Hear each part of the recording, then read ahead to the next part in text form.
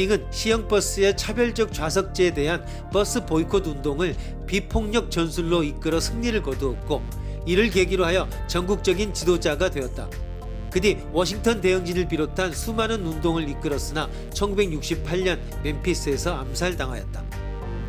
과연 그들에게 있어 효과적인 전술은 무엇이었을까? 폭력적 저항의 멜컴 X인가? 비폭력적 저항의 마틴 루터 킹인가?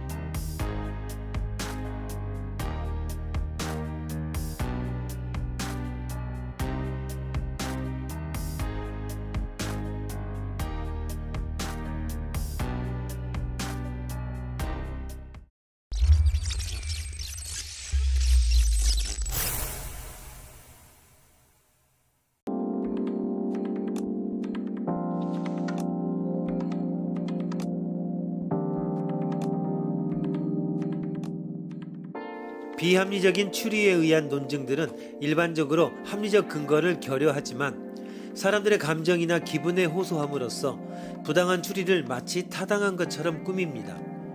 여러 사람에게 의존하는 논증은 뭇사람들의 정서에 호소함으로써 논증이 타당하다는 것을 억지로 주장하려고 합니다.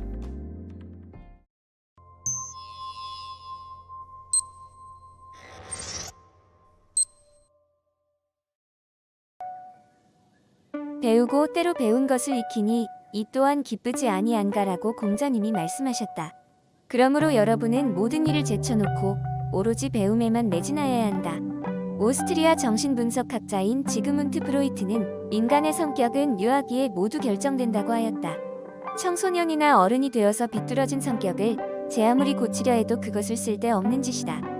그러니 여러분은 자식들을 어릴 때 자식들의 성격이 조화롭게 되도록 온 힘을 다 기울여서 자식들을 보살펴야 한다.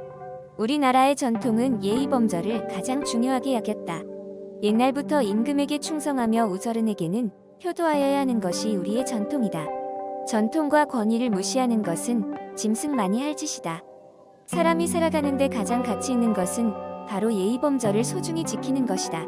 그러므로 여러분은 어디까지나 나라의 우저른에게 충성심을 가지고 또 가정의 부모님에게 효심을 가져야만 인간의 도리를 다하는 것이다.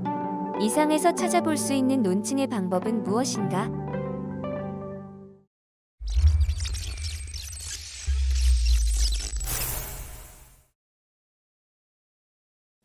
순경이라는 말 자체가 어렵습니다. 순경은 숭상과 존경, 높이 존중하고 사모한다는 의미입니다. 물론 근거가 확실한 전통이나 권위 또는 전문가들이 내세우는 주장은 타당할 경우가 많습니다. 그러나 논리적인 타당성 여부에 대한 검토가 전혀 없이 권위나 전통 또는 이름난 사람들의 주장을 무조건 끌어들여서 자기의 의견을 타당한 것처럼 보이려고 하지만 그러한 추리는 숭상과 존경에 의존하는 논증이 됩니다. 이러한 논증은 흔히 오류를 범합니다. 이와 같은 종류의 논증을 일컬어 숭상이나 존경을 끌어들이는 논증이라고 합니다.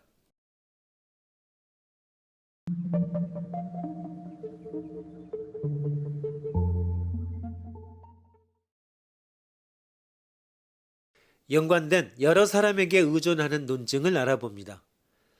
다른 여러 사람들을 끌어다 대면서 자신의 주장에 타당성을 부여하고자 하는 논증 역시 여러 사람에게 의존하는 논증입니다. 예를 들면 쿠웨이트 전쟁 시 이라크의 지도자들이 다수 군중 앞에서 미국의 만행을 규탄하면서 백성들의 적개심과 분노심을 끌어오르게 한 것 또한 여러 사람에게 의존하는 논증입니다. 만약 우리들이 논리적 타당성을 무시하고 오로지 여러 사람들의 편견이나 감정 또는 여론에만 호소하여 논증하면 그러한 논증은 오류를 범합니다. 여러 사람에게 의존하는 논증은 비록 현실적 행동의 효과는 클지 몰라도 합리적 사고를 벗어납니다. 일반적으로 히라빈들은 터키인에 대하여 악감정을 가지고 있다고 합니다. 따라서 어떤 사물이나 사태를 나쁜 것으로 히라빈들에게 전하려면 그것들이 터키인들에 의해 이루어진 것이라고 하면 히라빈들은 쉽게 믿어버립니다. 얼마 전까지만 해도 우리 사회에서의 어떤 일을 나쁘게 선전하기 위해서 지방석을 들먹이면서 군중의 감정에 호소했던 일이 허다했고 지금도 그러한 경향이 다분히 남아 있습니다. 현대는 정보시대입니다. 선거 자료 등과 물가 또는 정부의 정책을 뒷받침하기 위하여 여론조사를 하는 것은 거의 상식처럼 되어 있습니다. 그러나 여론이 강력한 대통령을 원한다고 해서 대통령이 독재를 하는 것이 정당하다고 주장하면 이 또한 여러 사람에게 의존하는 논증으로서 논리적 오류를 범합니다.